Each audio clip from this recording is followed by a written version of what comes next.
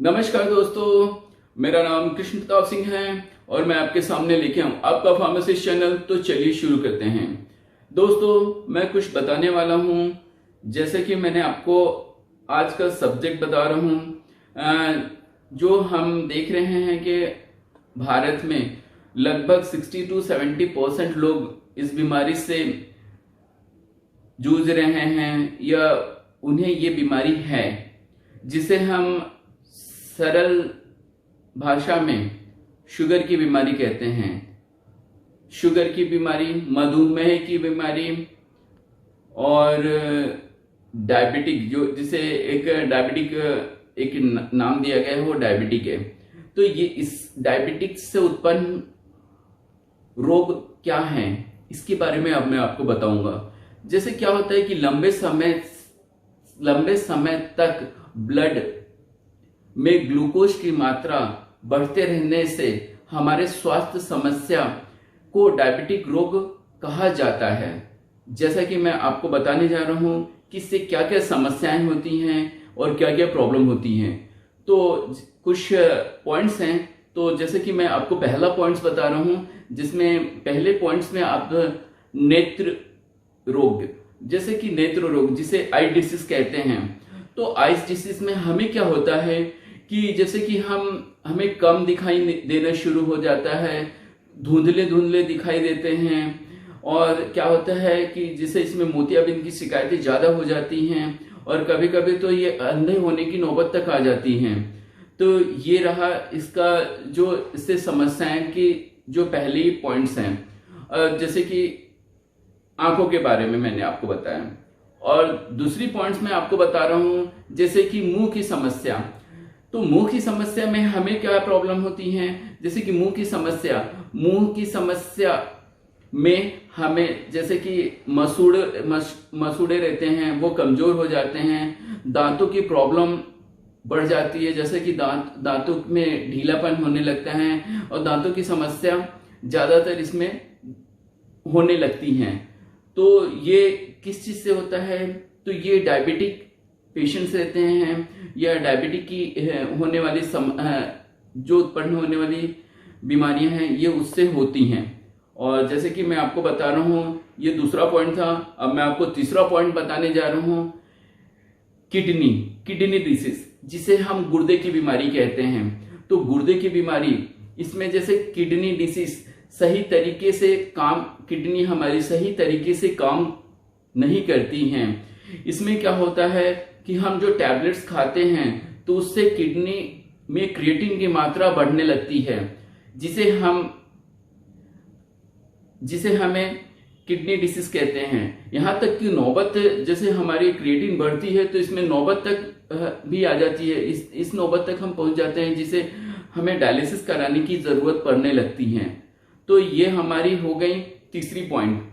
जैसे कि आपको मैंने बताया कि ये डायबिटिक्स से उत्पन्न होने वाली रोग। और मैं आपको चौथी पॉइंट्स जो बताने जा रहा हूं, दिल की बीमारी जिसे हम सरल लैंग्वेज में अभी जो बोलते हैं हार्ट अटैक। तो ये हार्ट डिसीज कहते हैं। तो इसे हार्ट डिसीज भी कहा जाता है, हार्ट अटैक भी कहा जाता है। जैसे कि हमें क्या होता है कि स्ट्रोक, पेरिफेरल आर्टरी डिसीज कहते हैं। तो ये क्या होता है कि जैसे कि हार्ट की बीमारी, ब्लड प्रेशर जो बढ़ जाता है, और इसमें क्या होता है कि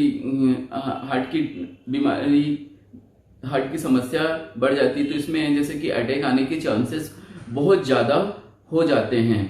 तो ये रही एक हमारी चौथी पॉइंट, जिसमें दिल की बीमारी आपको मैंने बताया था, जिसे हार्ट डिसीज कहते हैं, हार्ट अटैक कहते हैं। और मैं आपको पांचवी पॉइंट बताने जा रहा हूं, जो कि पांवों की समस्या में जैसे कि क्या होता है कि डायबिटिक पेशेंट्स को क्या होते हैं कि जैसे घाव हो जाता है, किसी भी अंग में कट जाता है, तो उन्हें क्या होता है कि उनकी जो कटने की वजह से जो घाव बन जाती हैं या चोट लगने की वजह से घाव बन जाती है, वो प्रॉपरली तरीके से ठीक नहीं होती हैं। क्योंकि वो शुगर पेशेंट्स को ना जो रहता है उसमें क्या होता है कि घाव बनती हैं, तो घाव बनने की वजह से वो प्रॉपरली तरीके से सूख नहीं पाता है, तो इससे उनकी बीमारियां ज्यादा बढ़ जाती है। और क्या होता है जैसे कि कभी कभी तो जैसे कि उंगली तक काटने की नौबत आ जाती है। तो ये इस चीज से जैसे कि हम कभी घूमने जा रहे हैं या ये स्टेप से वॉक करने जा रहे हैं या कहीं जा रहे हैं तो हम ज्यादातर सावधानी बरतें कि हमें ऐसे चोट ना लगे या कटे फटे ना, इससे हमें ये तकलीफ हो सकती है। तो ये रही मैंने आपको बताया कि डायबिटिक्स की समस्या से उत्पन्न डायबिटिक पेशेंट्स को उत्पन्न होने वाली समस्या से ये आपकी 5वें पॉइंट थी। अब 6वें पॉइंट मैं आपको बताने जा रहा हूं जिसे हम तंत्रिकाओं की नुकसान, जैसे तंत्रिकाओं की नुकसान जैसे कि हाथ पैर में सन्नाट होना, जैसे कि नसों में झिंझिनाहट रहती है, दर्द रहता है, और न्यूरोपैथिक पेन जिसे कहते हैं, तो इसे न्यूरोपैथिक पेन होता है।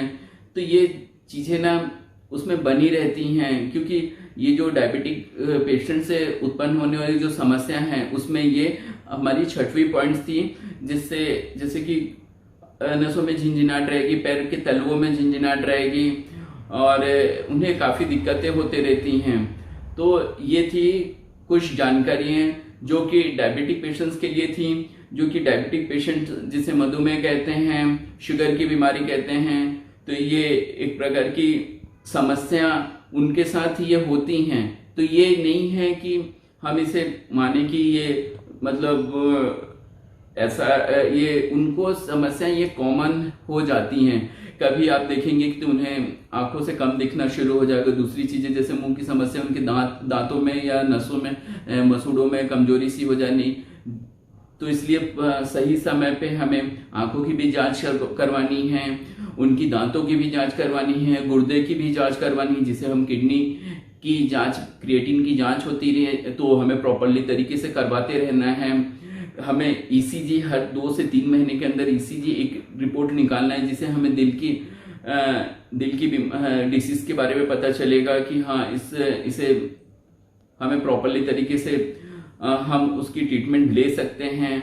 पाँव की समस्या, जैसे मैंने आपको लास्ट टाइम अभी बताया था कि जैसे कि हमें इस चीज से कटने से या चोट लगने से बचना है, क्योंकि ये समस्या हो जाती है तो डायबिटिक पेशेंट्स को बहुत ही ज्यादा दिक्कत होती है और उन्हें रिकवर करने में बहुत ही ज्यादा प्रॉब्लम होती है। और जैसे कि मैंने आपको बताया था कि नसों की समस्या, न्यूरोपैथिक पेन, तो ये बनी रहती हैं। तो ये सब उनके लिए कॉमन चीजें हैं डायबिटिक पेशेंट्स को। तो न्यूरोपैथिक पेन में उन्हें बहुत ही दिक्कत होती है, जैसे कि झिंझिनाहट रहती है, हाथ पैर सुन जैसे लगते हैं, या तलवों में ऐसे सुन जैसे लगता है। तो उन्हें चप्पल पहनने में या कुछ ऐसे शूज वगैरह पहनने में समझ नहीं आता है कि वो नसों की प्रॉब्लम के कारण कि वो एक्चुअली पैर प्रॉपरली हो नहीं पाता है। तो इसलिए इसकी जांचें करते रहें और ध्यान रखें अपना। और दोस्तों आज के लिए बस इतना ही। ये थी आपको एक डायबिटिक के बारे में कुछ कॉमन चीजें जो हमें ध्यान रखना है। और अपना ख्याल रखें, और मेरा वीडियो पसंद आए तो शेयर, लाइक, सब्सक्राइब जरूर करें। आज के लिए बस इतना ही। Thank you for watching. आपका फार्मासिस्ट।